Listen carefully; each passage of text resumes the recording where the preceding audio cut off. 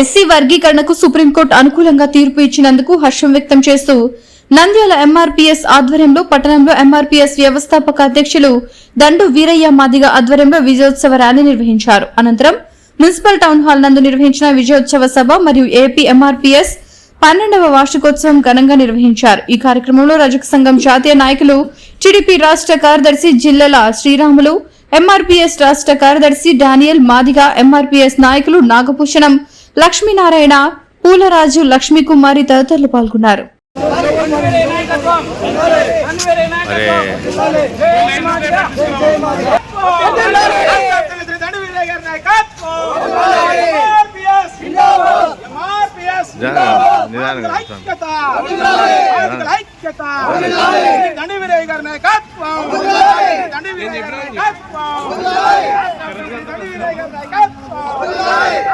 మహిళల ఐక్యత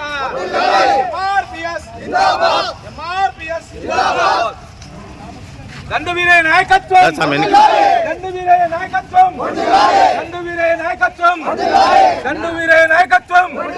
ఎంఆర్పీఎస్ జిందాబాద్, ఎంఆర్పీఎస్ జిందాబాద్, ఎంఆర్పీఎస్ జిందాబాద్.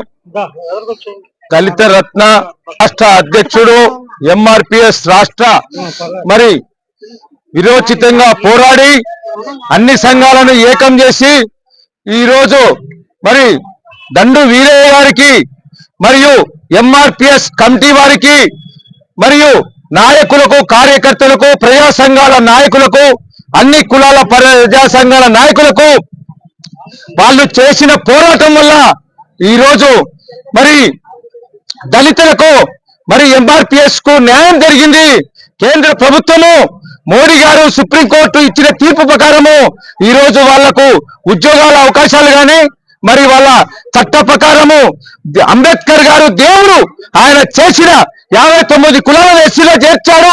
ఆ మహానుభావుడి దయవల్ల ఈ రోజు ఆంధ్ర రాష్ట్రము దేశవ్యాప్తంగా మాదిగలకు మరి ఈ రోజు దక్కింది. మన ఉద్యోగాలు మన పిల్లలకే, మన భవిష్యత్తు, మన హక్కులు మనకే, మన వార్డులో 14th ఫైనాన్స్ డబ్బులు కూడా ఏ అభివృద్ధి కానీ మనకే అని చెప్పి సభాముఖంగా తెలియజేస్తూ మీరంతా పోరాటం చేసి ప్రాణాలకు తెగించి మాదిగ దండోర నాయకులు మరి ప్రాణాలు అర్పించి ఎండనక వాననక అన్నం తినకుండా ఢిల్లీలో పోయి జంతర్ మంతర్ దగ్గర దండు వీరయ్య గారు ధర్నా చేసినందుకు మరి ఈ పోరాటం వల్ల గౌరవనీయులు పెద్దలు పూజ్యులు మాజీ మరి ఈ రోజు మందాకృష్ణ బాలియ గారు కూడా మనకు హక్కులు తెచ్చినందుకు అందరికీ ధన్యవాదాలు తెలుపుతున్నాను. అందరికీ జై. కాలంగా వర్గీకరణ కోసం అనేక పోరాటాలు చేసి చివరికి సాక్షాత్తు అత్యున్నత న్యాయస్థానమైన సుప్రీంకోర్టు తీర్పు వల్ల నేడు వర్గీకరణ అమల్లోకి రావడం జరిగింది. ఆ సందర్భంగా కేంద్ర రాష్ట్ర ప్రభుత్వాలకు, అన్ని వర్గాల ప్రజలకు, అందరికీ ఉద్యమానికి సహకరించిన ప్రతి ఒక్కరికి కూడా ఈ సామాజిక న్యాయం చేసినందుకు అందరికీ ధన్యవాదాలు తెలియజేస్తూ ఈరోజు నంద్యాలలో విజయోత్సవ మహాసభ నిర్వహించడం జరిగింది. అనేక జిల్లాల నుంచి కూడా కార్యకర్తలు, నాయకులు, మహిళలు పెద్ద సంఖ్యలో వస్తున్నారు.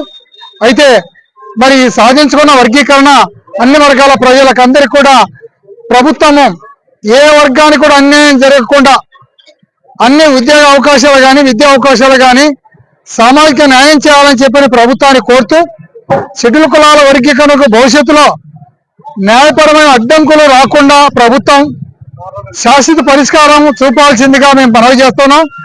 దీనికి సుప్రీంకోర్టులో వచ్చిన తీర్పు పరంగా మేము అభినందిస్తున్నాము. అయితే పార్లమెంటులో చట్టం చేస్తేనే శాశ్వత పరిష్కారం జరుగుతుంది. కాబట్టి దీన్ని రాజ్యాంగంలో 9వ షెడ్యూల్లో చేసి పార్లమెంట్లో చట్టం చేయాలని తమిళనాడులో ఈరోజు 69% రిజర్వేషన్లకు ఎత్తైతే చట్టం చేశారో మరి భారతదేశంలో వర్గీకరణ విషయంలో కూడా అలాంటి చట్టం తీసుకురావాలని రాష్ట్ర ప్రభుత్వాన్ని కోరుతా ఉన్నాం.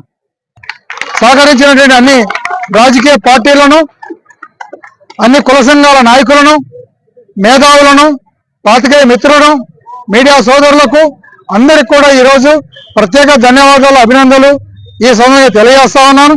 ఈ విజయోత్సవ మహాసభలో సహకరించిన ప్రతి ఒక్కరు కూడా మేము చేతులెత్తి నమస్కరిస్తున్నాం. ఈ సమస్య ఒక పరిష్కారం జరిగింది. అందరికీ కృతజ్ఞతలు తెలియజేస్తా ఉన్నాం. న్యూస్ టీవీని తక్షణమే సబ్స్క్రైబ్ చేసుకోండి. నోటిఫికేషన్ కోసం మరిన్ని అప్డేట్స్ కోసం ప్రతి ఒక్క కుటుంబానికి ఉచిత ప్రకటనలు వచ్చే విధంగా మీకోసం మీ ముందుకు వివిధ న్యూస్ టీవీని VIP ఫైబర్ నందు 99వ ఛానల్ మరియు యూట్యూబ్ నందు వీక్షించెదరు.